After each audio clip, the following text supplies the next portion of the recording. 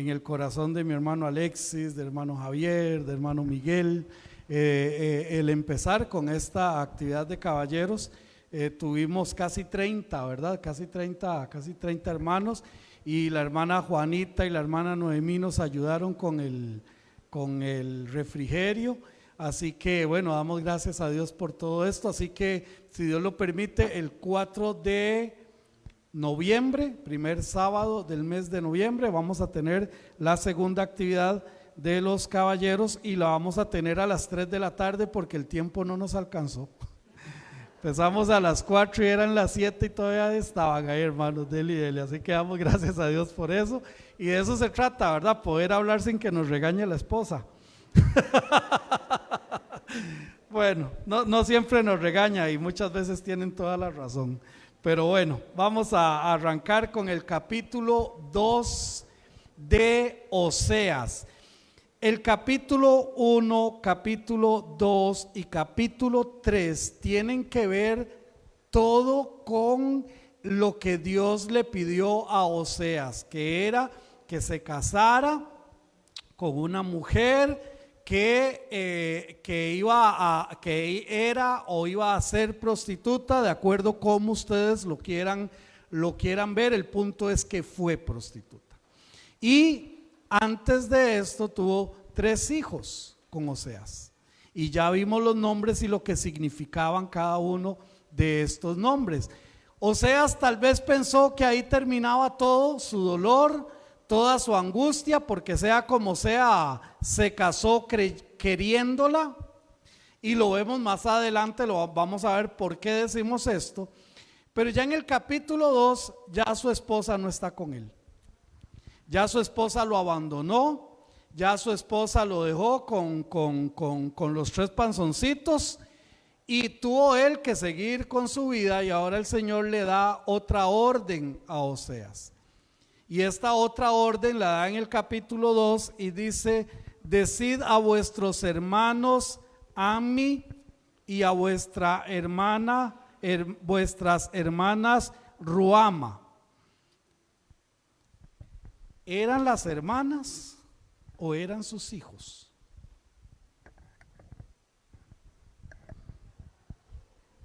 A ver, eran sus hijos, porque ahora le va a hablar de una manera profética, le va a hablar de esta manera profética. Recuerden que aquí lo importante en este momento no eran las personas, sino lo que significaban su nombre. Recuerden que Dios le dio 3 nombres a estos muchachos o a estos niños. Les dio 3 nombres y cada uno de ellos tiene un significado. Les dio Jezreel, que es Dios siembra; lo Ruhamá o lo Ruama, no compadecida; y lo Amí, no sois mi pueblo.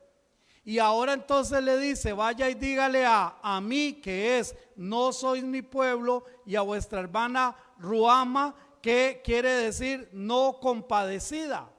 Entonces ahora se vuelve en un mensaje profético, y le está hablando a los hijos de Israel, aquellos que todavía no habían caído en la prostitución espiritual, que eran los que estaban en contra de todo lo que estaba pasando en Israel. Y eso lo vamos a empezar a ver a partir del capítulo 4. Vamos a empezar a ver desde el 4 hasta el 13. Vamos a empezar a ver cómo esta nación cayó en esta idolatría espiritual. Entonces le dice a ellos, y no se refiere a estas 2 niñas o a estos 2 niños, sino que le dice a ellos: vaya ahora a sus hermanos, decid a vuestros hermanos, o sea, a sus compatriotas de Israel, decirles a quienes, a aquellos que no son pueblo mío y a aquellos que no han sido compadecidos, ahora vaya y les dice algo. Y ese algo que les dice es versículo 2: contended con vuestra madre. Entonces, si Ruama, si Ami en este versículo no se está refiriendo a esos dos niños específicamente, sino a lo que significa su nombre, entonces cuando le dice contended con vuestra madre, tampoco se está refiriendo a Gomer. ¿Quién es la madre? Israel completo. Reino del norte, no olvidemos, no podemos, si nos perdemos de que estamos hablando del reino del norte, nos perdemos en la profecía. Reino del norte, le está diciendo, ahora dice, hay una pregunta, sí, mi hermanita, perdón. Ok, cuando dice versículo 1, decid a vuestros hermanos, recuerden que Ami y Ruama no eran hermanos de Oseas, sino que eran los nombres de sus hijos. De sus 3 hijos le menciona 2. Pero aquí lo importante no son los muchachos. Aquí lo importante es lo que significan sus nombres. Recuerden que cada uno de esos nombres es un evento profético. Y entonces le dice, por eso le dice, ve a vuestros hermanos. Y entonces les está diciendo, ¿a quiénes sus hermanos? A aquellos que no son pueblo mío y aquellos que ya no pueden recibir más compadecencia mía. Y en el versículo 2 les dice, a estos hermanos dice, contended con vuestra madre. Entonces, si estamos hablando en términos proféticos, si estos 2 nombres se refiere al pueblo de Israel, pues la madre se está refiriendo también a Israel. Estos 2 nombres está hablando de aquellos que todavía no habían caído en todo lo que era la prostitución espiritual que vamos a ver a partir del capítulo 4. Entonces, cuando habla de vuestra madre, está tomando la analogía todavía de Gomer y les está diciendo la nación de Israel. Y le está diciendo a su madre que contended con vuestra madre, o sea, ya hágale un llamado, contended porque ella no es mi mujer, ¿lo ven? Ni yo su marido. ¿Quién está hablando allí? Dios. No está hablando Oseas, está hablando Dios. Y Dios le está diciendo a su pueblo, con lo que ustedes están haciendo, ustedes ya no son más mi pueblo. Ustedes ya yo no voy a ser más su Dios, ya yo no voy a sustentarle más. Es lo que le está diciendo precisamente a ellos. Le dice, contended con vuestra madre, contended porque ella no es mi mujer, ni yo su marido. Apártate pues, aparte pues sus fornicaciones de su rostro y sus adulterios de entre sus pechos. Ahora, aquí es importante entender, hermanos, que aunque esto es una figura profética, realmente Gomer, la persona, la esposa, la mamá, ya lo había abandonado. Ya no estaba con él. Ya ella se había ido para andar con sus amantes. Por eso es que Oseas siente esta profecía. Dios quería que Oseas sintiera lo que él, como Dios, estaba sintiendo con respecto a su pueblo.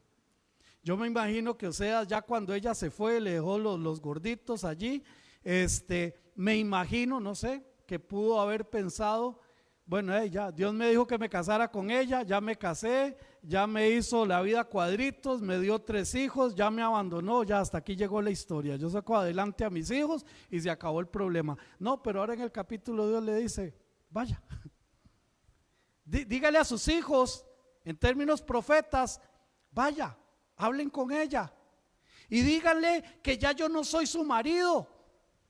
Y dígale que ya yo no soy, que ya yo no soy quien le va a sustentar. Ya ella no es mi esposa. Ya yo no tengo ningún compromiso con ella. ¿Me doy a entender? Es lo que Dios le está diciendo. Ahora, aquí, mis hermanos, es importante que desde el versículo 1 hasta el versículo 8 vamos a estar viendo cómo Gomer, por su pecado, llegó a separarse de Oseas, de su familia, de sus hijos, por el pecado, porque el pecado lo que trae es separación de Dios. Mis hermanos, cuando nosotros pecamos y todos pecamos, aquel que diga que no peca ya pecó, ¿ok? Todos pecamos. Lo que estamos provocando es que nos estamos separando de Dios. ¿Quién me quiere ayudar con Isaías 59, versículo 1 y 2? Hermana Ligia Brenes, qué bendición verle, mi hermanita. Mi hermanita ha sido operada y ya tenía como un mes o más de no verle. Qué bendición tenerle, mi hermanita Ligia. A todos también, qué bendición verlos, ¿verdad? No se me resienta, pues mi hermanita Ligia se estaba recuperando. Isaías 59, versículo 1 y 2, el que lo tenga, por favor, lo puede leer. Ok, hermano Jonathan.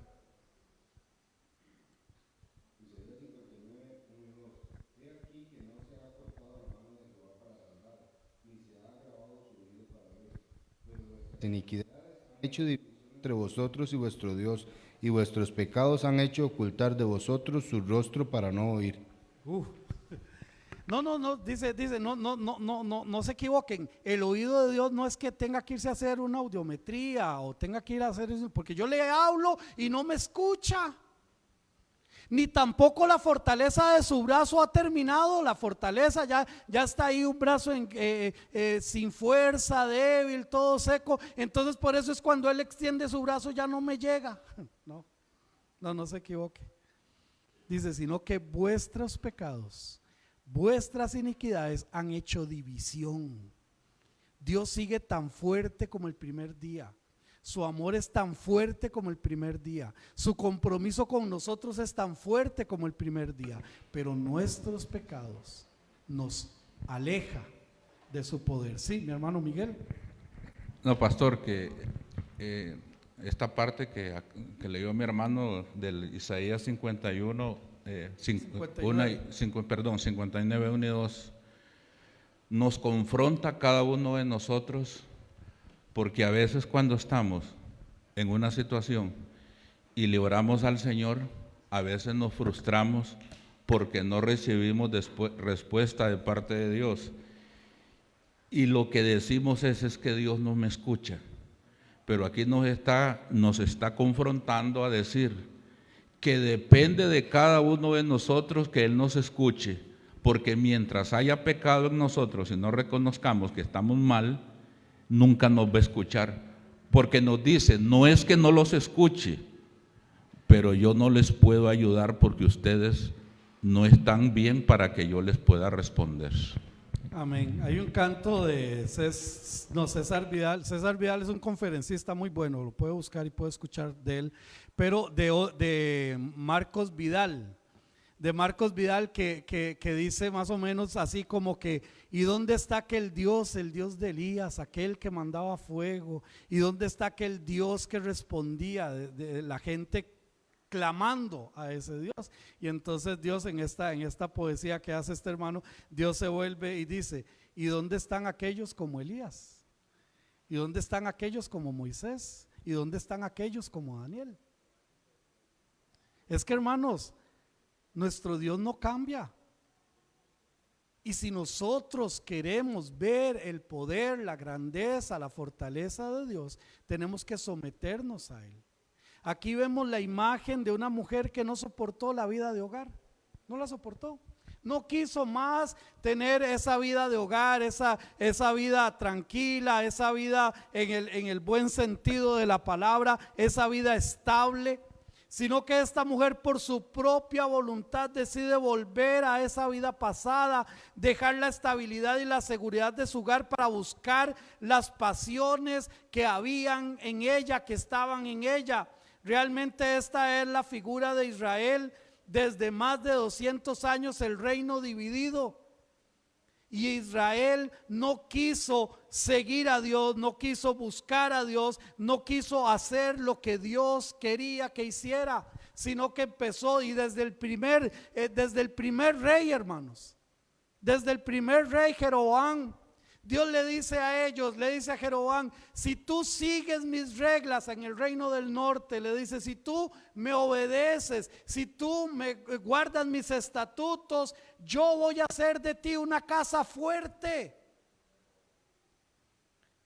Pero Jeroboam, desde las primeras decisiones que empezó a tomar, empezó a pensar no como Dios quería que pensara, sino que empezó a pensar como él creía que debía de pensar. Y entonces este rey dijo, bueno, aquí lo primero es que Judá sí es chiquitico, está allá, está al sur, allá al sur, es pequeñito, pero ahí está el templo. Todo mi pueblo se va a ir allá a adorar, porque fue lo que Dios pidió. Entonces yo voy a poner estatuas por aquí, para que mi pueblo no tenga que ir allí. ¿Y todos los levitas dónde estaban? Allá en Jerusalén. Entonces yo voy allá, voy a nombrar levitas, voy a nombrar sacerdotes. Ay, las fiestas que ellos tenían, pues entonces yo voy a cambiar las fiestas, voy a poner otras fiestas. Mis hermanos, ¿cuántas veces nosotros negociamos con Dios? Porque queremos hacer las cosas a nuestra manera y no a la manera de Dios.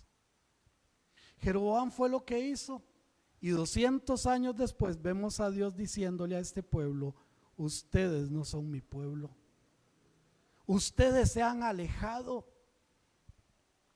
Mis hermanos, nosotros podemos tener aquí dos lápices que si los ponemos uno a la par del otro se ven así, pero si usted los pone como una V, al puro inicio la distancia no es tanta, pero usted sigue en el recorrido, la distancia va ampliándose y va ampliándose, y ya ellos estaban totalmente distantes de Dios. Pero saben que a veces en nuestras vidas nos pasa exactamente lo mismo. Empezamos a hacer componendas con Dios y acomodarnos a lo que yo quiero, pero Señor, tú sabes que yo te amo, tú sabes que yo, pero también yo quiero esto, Dios, y cómo negociamos, Dios, aquí veamos a ver cómo hacemos. Y empezamos a alejarnos y alejarnos y alejarnos y alejarnos de Dios. Esto fue lo que pasó. Gomer hizo exactamente esto. Aquí el tema más temido por una relación matrimonial o adulterio, como lo utiliza Oseas, fornicar, que en hebreo es shahar, que es, ¿quién me quiere ayudar con el capítulo 2, versículo 5? Voy a dar varias citas ahí de Oseas, hermana Sofía. Otro hermano o hermana que me ayude con el capítulo 3, verso 3. Estamos en Oseas, vamos a estar allí en Oseas. Hermana Sofía, capítulo 2, versículo 5. Hermana Patricia, me va a ayudar por favor con Oseas 3:3. Y voy a pedirle a mi hermana Noemí que me ayude por favor con Oseas 4:15. Veamos este término que usa Oseas. Capítulo 2, verso 5. Dice, porque su madre se prostituyó, la que los dio a luz se deshonró, porque dijo, iré tras mis amantes, que me dan mi pan y mi agua, mi lana y mi lino, mi aceite y mi bebida. Ok, ahí está, se prostituyó. Capítulo 3, versículo 3, ahí su mamá le va a ayudar. Gracias, hermana. Y le dije, tú serás mía durante muchos días, no fornicarás ni tomarás otro varón, lo mismo haré yo contigo. Muy bien, y capítulo 4, versículo 15. Buenos días, bendiciones, hermanos y hermanas.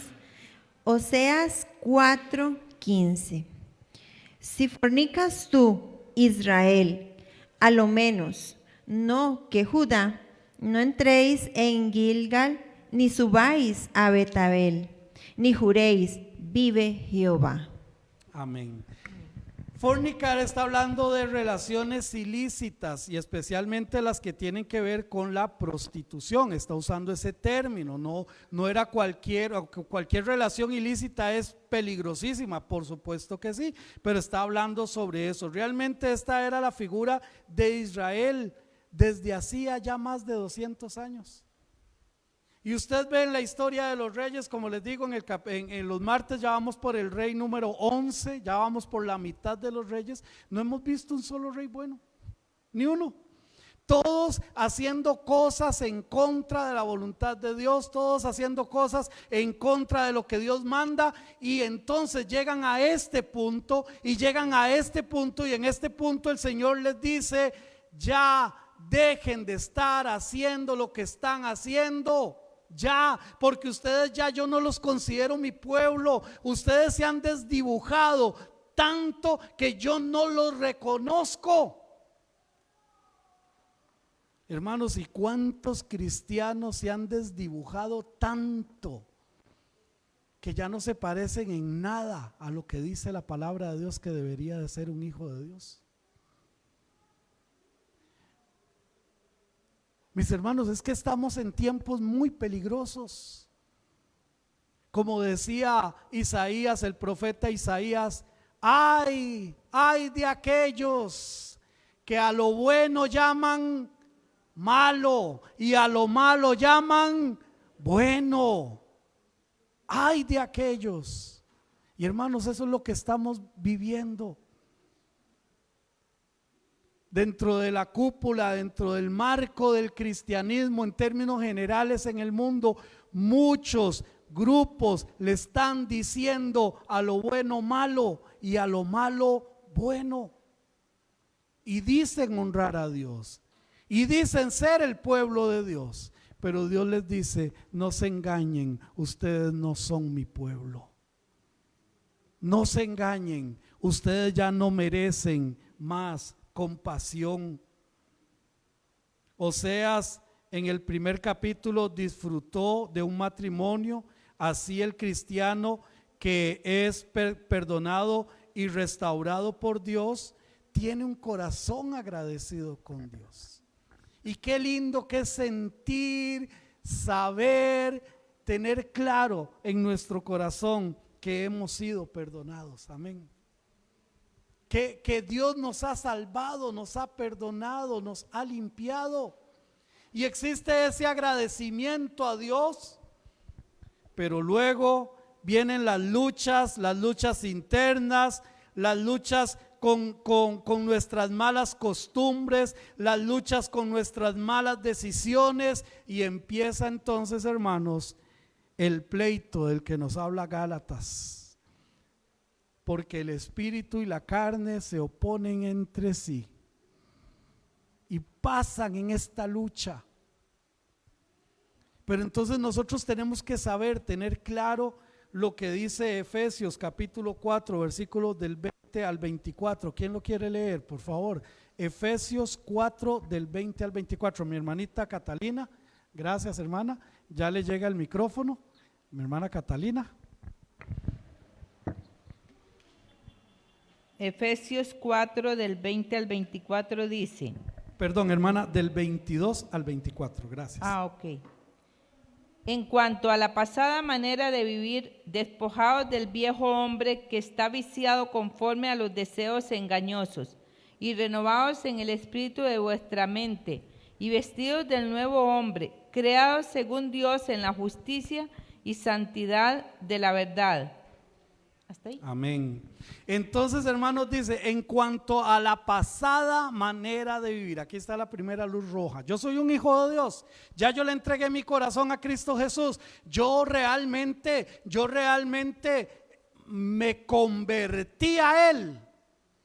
Primera evidencia: ¿tienes una pasada manera de vivir? ¿Hablas diferente que cuando estabas fuera de Cristo? ¿Piensas diferente de cuando estabas fuera de Cristo? ¿Tus acciones son diferentes de cuando no estabas en Cristo? Porque hay mucha gente que dice que yo soy cristiano y son más cristinos que otra cosa, ¿verdad? Porque no evidencian. En una iglesia, una hermana me decía, en una iglesia donde el Señor me permitió trabajar, una hermana me decía: pero es que todos mis hijos son bautizados,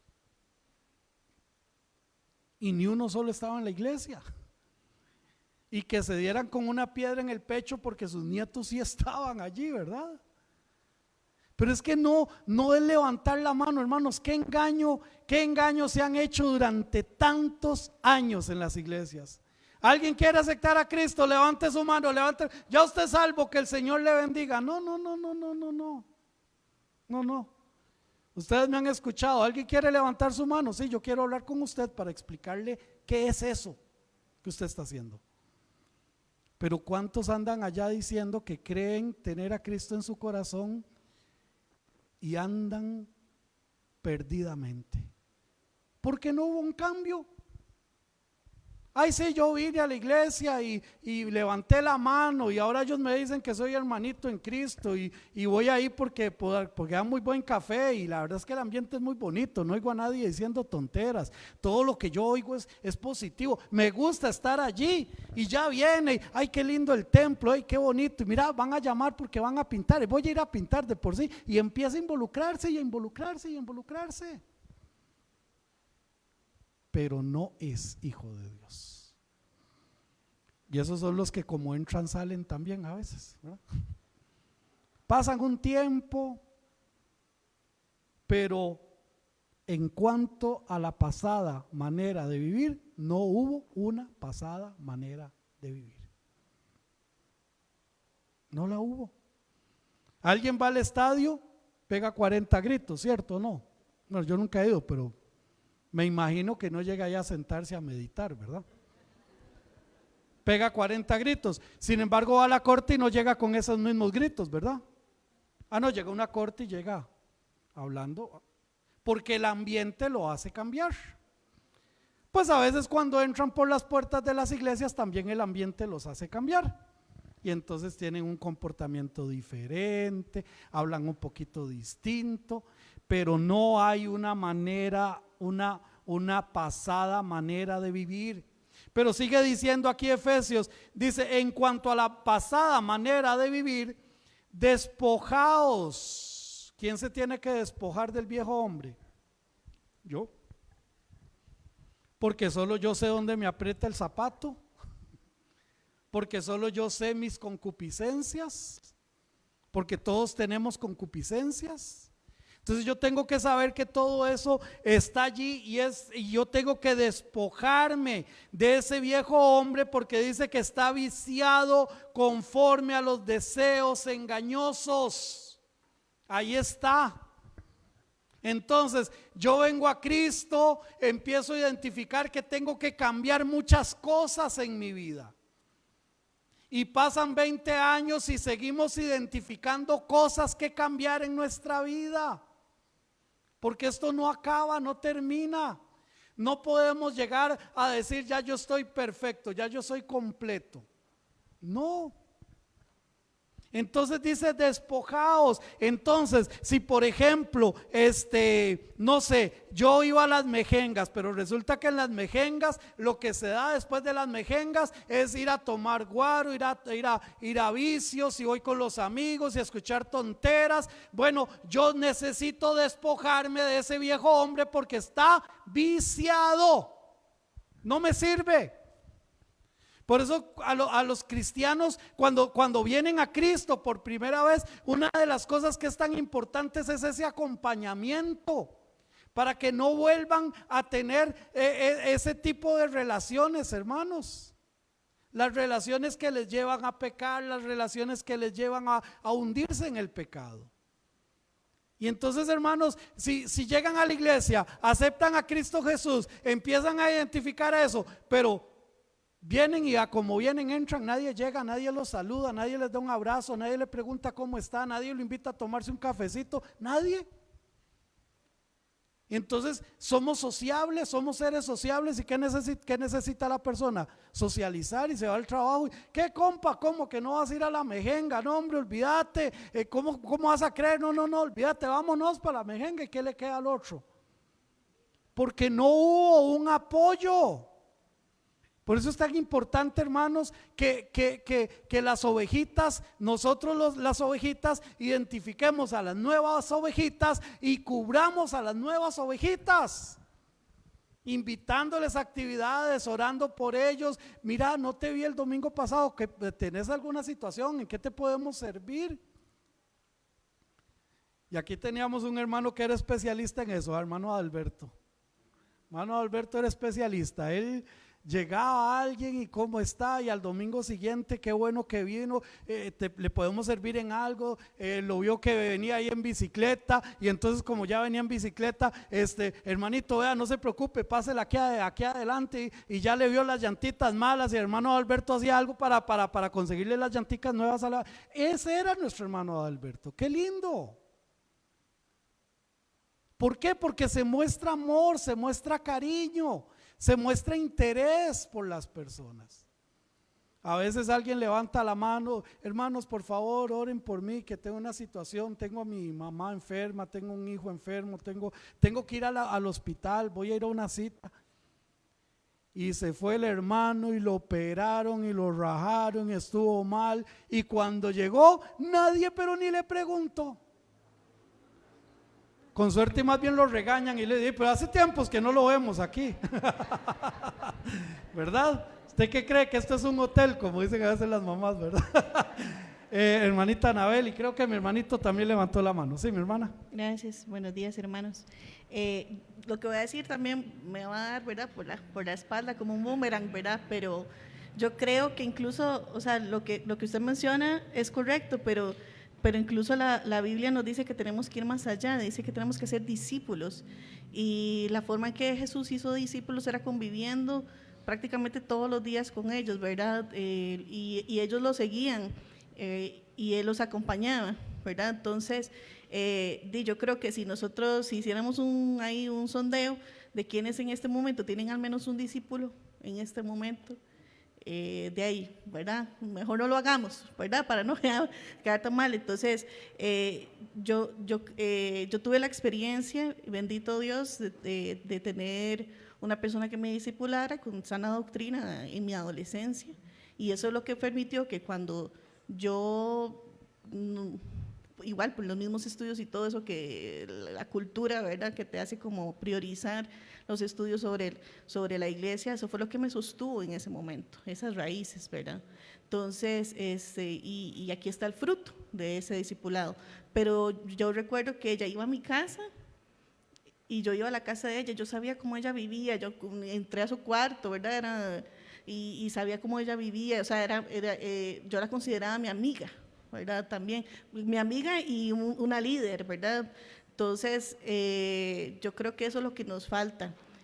Yo no sé, y es algo que también me he propuesto también, es cuánto, bueno, y por supuesto con lo de COVID todo eso también nos ha dañado mucho, pero ¿cuántos de nosotros tienen un hogar preparado para recibir personas? O sea, ¿cuántos se han preparado para decir: quiero recibir a alguien y hablarles de la palabra, que mi hogar sea un espacio donde se hable la palabra? Y yo creo que es una meta que me he propuesto, porque yo tengo niños y quiero hacer un lugar pro niños, y que si hay alguna familia que diga: ay, no voy porque los chiquitos, ¿verdad?, molestan, no importa, y que hagan desastres siempre, y los adultos puedan concentrarse en eso. Eso es un deseo que tengo y que espero concretar en algún momento, pero de verdad yo creo que tenemos que ir un poquito más allá de socializar. Es que la Biblia no dice: vayan a socialicen con los demás que conozcan de Cristo, no, dice que hagamos discípulos. Sí, una de las cosas que ha cambiado, ya le doy la palabra, hermanito Jorge, en la iglesia era que cuando yo recién entré, hace 7 años, cuando recién entré a la iglesia, nadie podía entrar aquí al templo si no llamaban primero a alguien de la junta para darle permiso a ver si podía entrar o no. Ahora los martes hacemos café y viene un hermano que nos ha estado visitando y venga y tomamos café. Hermanito Alexis, ¿cuántos cafés nos hemos tomado ya conversando? Hermano Víctor, también, ¿verdad? O sea, esa es la iglesia.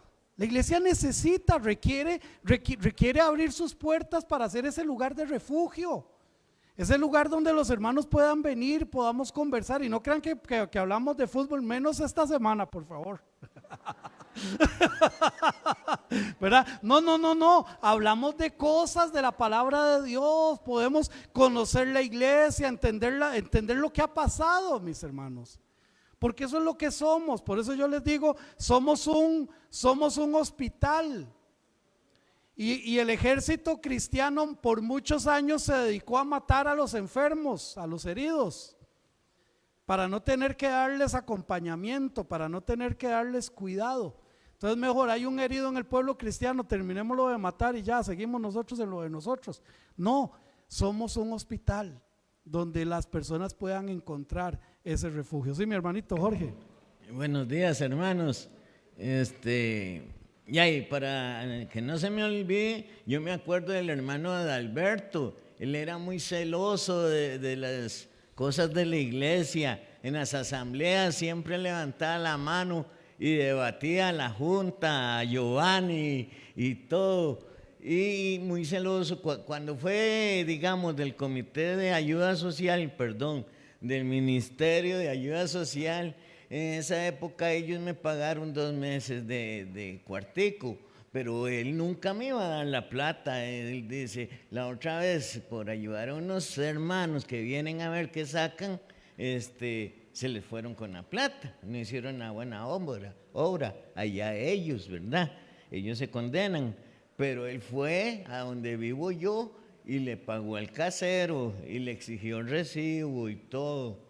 En lo que dice usted, los hermanos que se preocupan por mí, está el ejemplo de don Eric. El domingo pasado yo no pude venir, pero gracias a Dios tenemos la herramienta tecnológica y lo vi por eso, y lo vi a usted, lo vi a él. Amén. Y tal.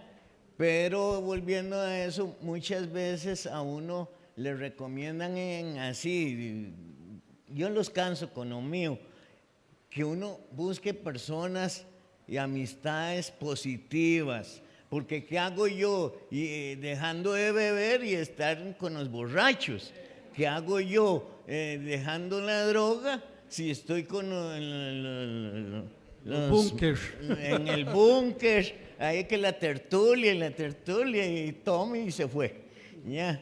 Y después, ¿qué hice? ¿Ya qué? Y después yo tengo, digamos, como un resentimiento. Siempre lo he tenido y a algunos hermanos se lo he manifestado.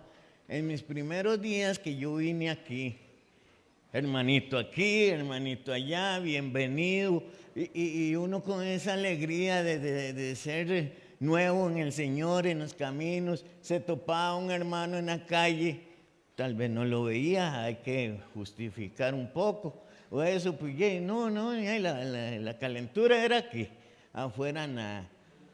Estuve yendo unos domingos ahí a Visión de Multitudes que quedaba aquí por el mercado. Habían 6, 7 pastores. Yo ya estaba en cría y me dejaban salir.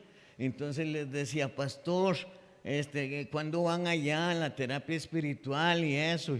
Y nunca, ni uno solo. Entonces yo guardaba eso. Una vez ya con mis años en los caminos del Señor, vi a un hermano supuestamente cimentado y todo, y lo vi en la barbería, pero ya no me acordaba del nombre. Y entonces le dije, hermano, y yo sentí como que había hecho un pecado, que le había roto el anonimato, quién sabe. Y entonces, ¿por qué nos avergonzamos? Como dice usted en la palabra, el que se avergüenza aquí de Cristo, Él se va a avergonzar de nosotros, o sea, nos va a negar.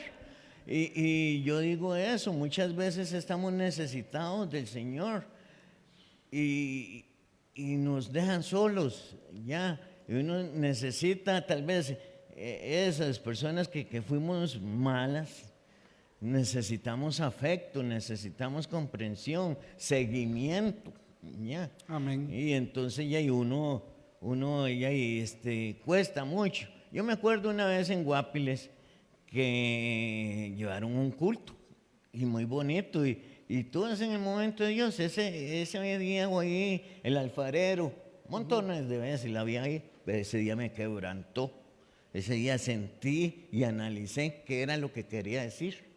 Y entonces, bueno, pasó, todo el mundo ya a dormir. Había uno resentido porque era católico, para todo el gusto.